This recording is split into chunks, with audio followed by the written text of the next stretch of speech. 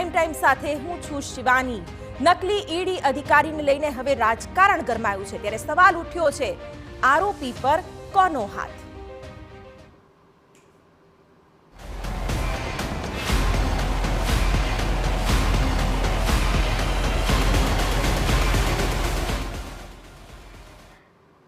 શું આમ આદમી પાર્ટી ભંડોળ ભેગું કરવા આરોપીની મદદ લે છે?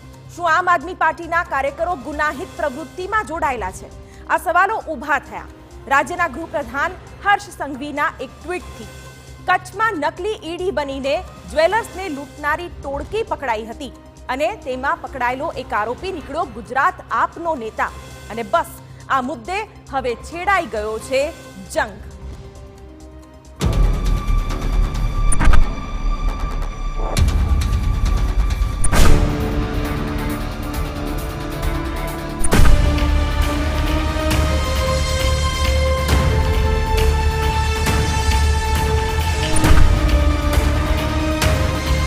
મંત્રીએ ગઈકાલે ટ્વીટ કરીને આમ આદમી પાર્ટીને બદનામ કરવાની કોશિશ કરી। સુદાનભાઈ ભારતીય જનતા પાર્ટીના કાર્યાલય ઉપર જ્યારે આવ્યા હતા ત્યારે કઈ હાલતમાં હતા?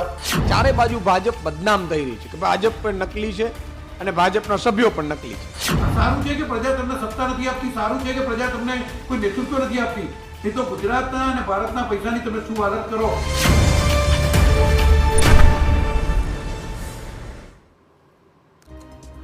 આ રાજકીય અખાડા માટે કારણ છે અબ્દુલ સત્તાર।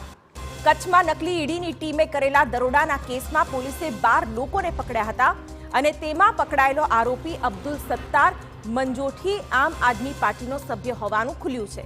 એટલું જ નહીં, આ આરોપીએ કબૂલ કર્યું છે કે ઠગાઈમાંથી મેળવતો રૂપિયા તે આપ માટે વાપરતો હતો। ગાંધીધામમાં જે રાધિકા જ્વેલર્સની દુકાને ફેક ઈડીની ટીમ દ્વારા જે રેડ કરવામાં આવી હતી, એમાં એના મેઇન માસ્ટરમાઇન્ડ તરીકે અબ્દુલ સત્તાર માંજોઠી એમની જે છે સંડોવણી નીકળી છે, અને જે અત્યારે બધા આરોપી 11 દિવસની રિમાન્ડમાં છે। આમાં ગઈકાલે એવો પણ એક ઘટસ્ફોટ થયો કે જે અબ્દુલ સત્તાર માંજોઠી છે એ આમ આદમી પાર્ટીના કાર્યકર છે, અને અલગ અલગ ટાઈમમાં એ પાર્ટીના જે નાના મોટા કાર્યક્રમો હોય એમાં જે એમની ગેરકાયદેસર પ્રવૃત્તિઓ હતી, એમનાથી જે પૈસાનો ઉપજ થતી હતી એના પાર્ટીની પ્રવૃત્તિઓમાં ઉપયોગ લેવામાં આવ્યો છે। આ જ આરોપીના ફોટો આમ આદમી પાર્ટીના નેતાઓ સાથે હોય તેની સાથે ગૃહ રાજ્યપ્રધાન હર્ષ સંઘવીએ ટ્વીટ કર્યું। લખ્યું હતું કે અરવિંદ કેજરીવાલની આમ આદમી પાર્ટીનું વધુ એક પરાક્રમ સામે આવ્યું છે। ગુજરાતમાં પાર્ટીના નેતાએ ઈડીની નકલી ટીમ બનાવી અને તેનો કેપ્ટન બની લોકોને લૂંટ્યા। કચ્છમાં ઝડપાયેલી ઈડીની નકલી ટીમનો કમાન્ડર ગુજરાત આમ આદમી પાર્ટીનો નેતા નીકળ્યો। આ છે કેજરીવાલના ચેલાના કરતૂતનો ખરો પુરાવો। ત્યારે આ ટ્વીટ બાદ સોશિયલ મીડિયામાં જાણે કે જંગ છેડાઈ ગયો। હર્ષ સંઘવીની પોસ્ટ સામે આપના નેતાઓ પણ મેદાને પડ્યા અને ઈસુદાન ગઢવીએ પણ ફોટા પોસ્ટ કર્યા, જેમાં કચ્છના સાંસદ અને પોલીસ અધિકારી સાથે ફોટો પોસ્ટ કરી ભાજપ સામે સવાલો ઉભા કર્યા કે આરોપીના તમારા સાથે પણ ફોટો છે તો તેનું શું? એણે હર્ષ સંઘવીએ જ્યારે બદનામ કરવાની આમ આદમી પાર્ટીને કોશિશ કરી છે તો એને સમજી લેવું જોઈએ કે આમ આદમી પાર્ટી છે, આમ આદમી પાર્ટીના સૈનિકો છે, એમને એમ છોડીશું નહીં તમને। તમે ટ્વીટ કરીને ભાગી ગયા, આજે મેં વળતો ટ્વીટ કર્યો છે અને એ ટ્વીટમાં મેં પ્રૂફ આપ્યા છે કે આ જે ભાઈ આરોપી છે નકલી ઈડીમાં પકડાયેલ, એ તો ભાજપનો સભ્ય હોવાનો શંકા છે। ભાજપના સાંસદ સાથે એમને ફોટા છે, પોલીસ અધિકારીઓ સાથેનો ફોટો છે, એસપીને ગુલસ્તો આપીને એનો ફોટો છે, એની એટલે કે પોલીસ સાથે એમના સંબંધ છે, ભાજપના સાંસદ સાથેના સંબંધો છે। તો હર્ષ સંઘવી ખુલાસો કરે। હર્ષ સંઘવીએ તુરંત ગુજરાતની જનતાને જે ગુમરાહ કર્યા છે ગઈકાલથી, હર્ષ સંઘવીના ટ્વીટથી આખી જનતા ગુમરાહ થઈ છે, એ આમ આદમીનું ખરેખર તો ભાજપનો સભ્ય હોવાનું માલુમ થાય છે। અને શું ભાજપ માટે નકલી ઈડી તરીકે કામ કરતા હતા? બંને પક્ષોએ આરોપીના નેતાઓ સાથેના ફોટો પોસ્ટ કર્યા છે અને એકબીજા પર આરોપ લગાવી રહ્યા છે કે આરોપીઓ જે તે પક્ષનો સહકાર છે। ઈસુદાન ગઢવીના સવાલોના જવાબ આપવા ભાજપ પણ મેદાને આવ્યું।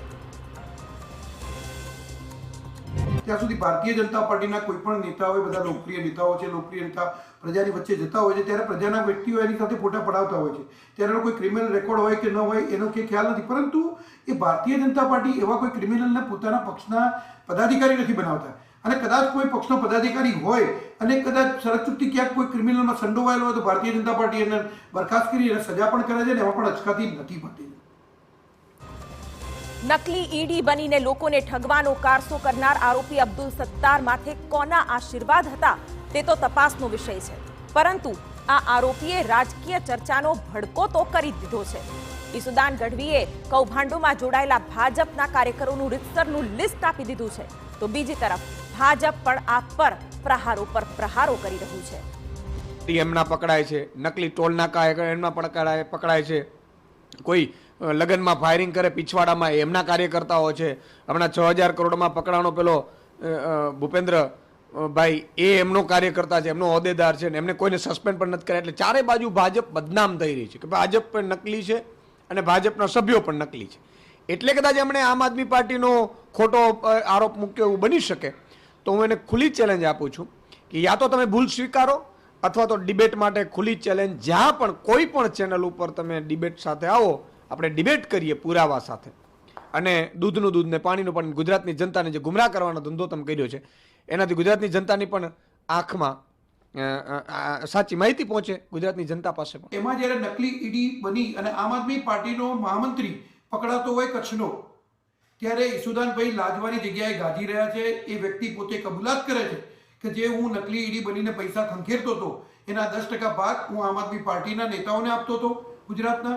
સાથે સાથે એને પોલીસ નિવેદનમાં એ પણ લખાવ્યું છે કે હું કચ્છની જે આમ આદમી પાર્ટીનું કાર્યાલય છે એ કાર્યાલયનું ભાડું અને કાર્યાલયનો તમામ ખર્ચો એ અબ્દુલ સત્તાર જે આ ગુનેગાર છે પોતે ભોગવતો હતો, એવું એને પોલીસ નિવેદનમાં પોતે જાતે કબૂલ કર્યું છે. એટલે મારે ઈસુદાનભાઈને એ પૂછવાનું કે તમારા દિલ્હીના નેતાઓ જે પ્રમાણે લીકરનો ગોટાળો કરી અને એમાં ભાગ બટાઈ કરતા હતા અને એની અંદર પણ કોર્ટમાં પુરવાર થઈને સજા ભોગવી રહ્યા છે અને મુખ્યમંત્રી પણ અત્યારે પદભ્રષ્ટ થઈ ગયા છે ત્યાંના, એ જ પ્રમાણે તમે અહીંના નેતાઓ પણ એ જ માર્ગે જઈ રહ્યા છો.